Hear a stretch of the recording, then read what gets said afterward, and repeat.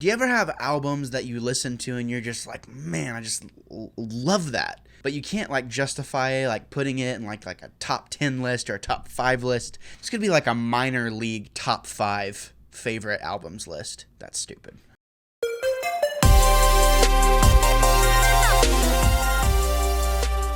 Welcome, my fellow wannabes. Welcome to my channel. I am Gabriel Fast. I am the Wannabe Critic. Today I'm bringing you a little bit different review. Not a review, I'm bringing you a different video.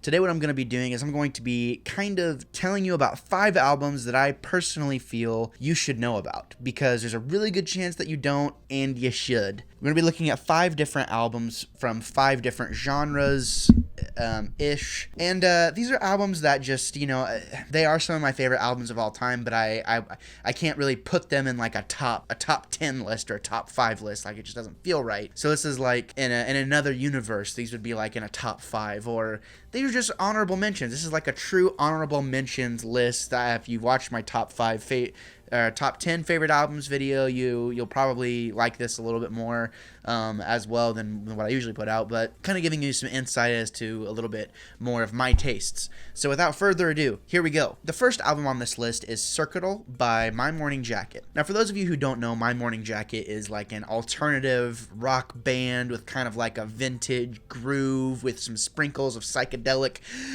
rock in there. My Morning Jacket really kind of has like more of a consistent sound, and their newest record, The Waterfall, it kind of has more of that like bohemian, like hippie type vibe, and that's sprinkled, as I said before, like throughout their music. But Circuital is like a really good balance between all things indie, all things alternative, standard rock and roll. It's really good. It's like a genre meshing record that I think for sure deserves your attention. I like all of My Morning Jacket stuff. I think they're really, really talented, and if you've listened to them, let me know what you think. Check them out if you haven't, and I will await what you are talking about. The next album on this list is one that I really, really like as well. It's a completely different genre. We're going to be talking about the post-hardcore genre. All post-hardcore music is just emo music with a little bit more distorted guitars as well as some flashy drum work, but it's emo music deep down inside. And we're going to be talking about Chiodos Bone Palace Ballet. Now, this album is incredibly theatrical. It's like listening to a play or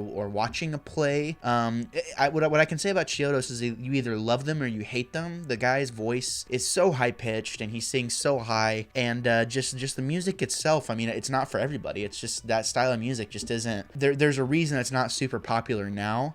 I'd say if you're a fan of Sleeping with Sirens, or if you're a fan of Circa Survive, Seosin, stuff like that, you'd probably really like Chiodos. I'm not a fan of all of their music, but this album I really, really like. I listened to it a lot whenever I was in high school, and then for whatever reason it just struck a chord. They didn't really get a lot of commercial successes, and none of these bands really ever did get a ton of commercial success. They very much found their niche and kind of were able to diversify within that without getting super duper huge, you know what I mean? But these guys are super talented. They're really good musicians. They're, I can't hardly watch them in interviews at all because I don't know, they seem a bit pretentious, but the music itself, it rings good in my ears, and I really, really like it. So yeah, I think you should definitely give it a try and see if you can kind of connect with me on that. Third album on this list is Them Crooked Vultures. You have Dave Grohl, rock and roll legend. You have Josh Homme, rock and roll semi-legend. John Paul Jones. Now, John Paul Jones was in a little band called Led Zeppelin. Maybe you've heard of it. No, all joking aside, this was the super group. It was between Dave Grohl, Josh Homme,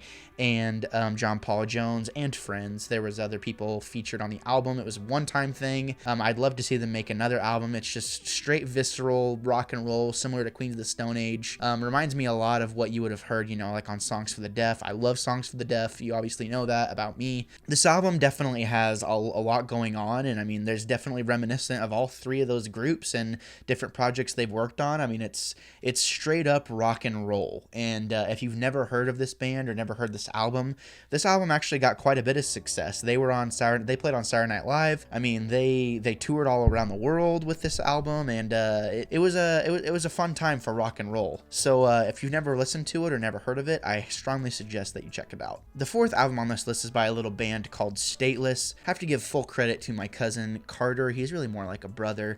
Many years ago, I say many, it's like 6 or 7, like 6 years ago, my cousin, he showed me this song from this video game, and it was Miles to Go by Stateless, and you've probably heard it. It was popular for a while, so we wondered what the whole album's like. It was a rainy day, and we were listening to it, and we just both fell in love with it. And I remember at the time I was playing a lot of Skyrim, and I had that album on in the background, so it really got burned into my memory. And you know, there's trickles of Radiohead and, you know, more kind of out there music. There's definitely there's just a different take and a different flavor for this record. It takes several genres kind of in a similar way to the rest of these albums, and kind of meshes them together. And I'd say if you're a fan of Radiohead, and if you're a fan of kind of like DJ-ish, not electronic music as I say, but like a DJ mix that he might make live, something like that, I think you would really like this album. There's a lot of things on the album that really you don't see done that often anymore, and it's a shame that this band isn't together, because I think they just made one or two more albums after this, and then I think they called it quits pretty much right after that. But it's definitely good, and in my opinion, I always come back to this album every once in a while, and it's definitely one. All of these albums are actually albums that I would buy on vinyl. I actually have Chiodos. You can't see it, but I have Chiodos on vinyl, pressed, that Bone Palace Ballet. I have it right now in the old record player, so you might check that out. This Stateless album, it just kind of has a haunting vibe to it that not a lot of other bands out there really have. I mean, they truly are one of a kind. You will never find another band like this. And the last album on this list is it's a folk band. These guys are like the Strokes of folk music. It's by a little band called the Punch Brothers, and the album is called Who's Feeling Young Now. The front man of this band, I believe his name is Chris Thile.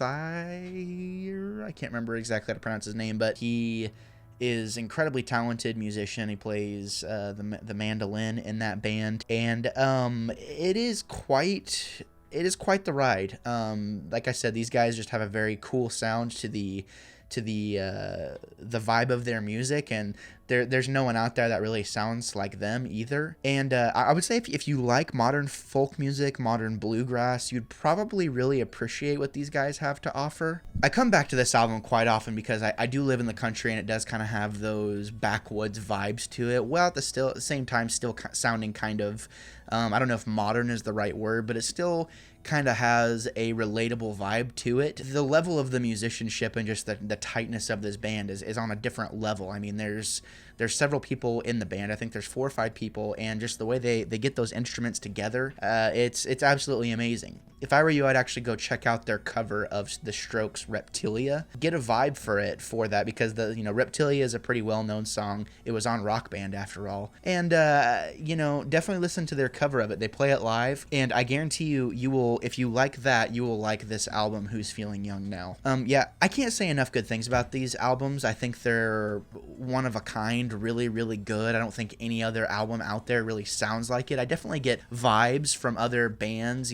from certain albums. I'll listen to an album like, oh, that kind of reminds me of this. This album that never got any attention, yet these guys are making millions. Or, like anytime I listen to a Sleeping with Sirens record, I always think to myself, like, wow, this really reminds me of Chiodos. I wish Chiodos was doing something more. I wish Chiodos was bigger than they are. I wish Chiodos was bigger than Sleeping with Sirens. I do like Sleeping with Sirens. But you kind of get what I'm saying. There's always going to be those things where you hear something and you're like, oh, that reminds me, or it makes me feel like this thing that I really, really like, and that's kind of what these albums are for me. These are, even though these aren't in my top 10, these are still very influential and core albums for me that shape me as a musician and as a music lover and as an art lover, really, because we talk about, music being an art form, and it very much is. A lot of the times when you watch a movie, things that you'll remember most will be a lot of the music. I mean, take Star Wars, for instance. I mean, that music is iconic. And lots of video games, they use the music as a tool, so it's very personal to me personally, and these albums have definitely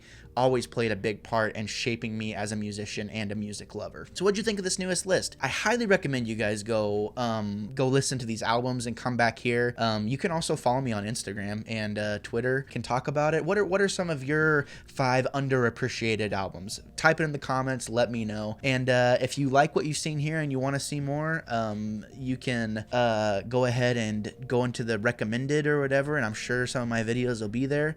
But I want to thank you for stopping by. If this is your first time here, please consider subscribing. I would seriously appreciate it. And thank you for preparing yourselves for a plethora of hot takes and potentially unpopular opinions.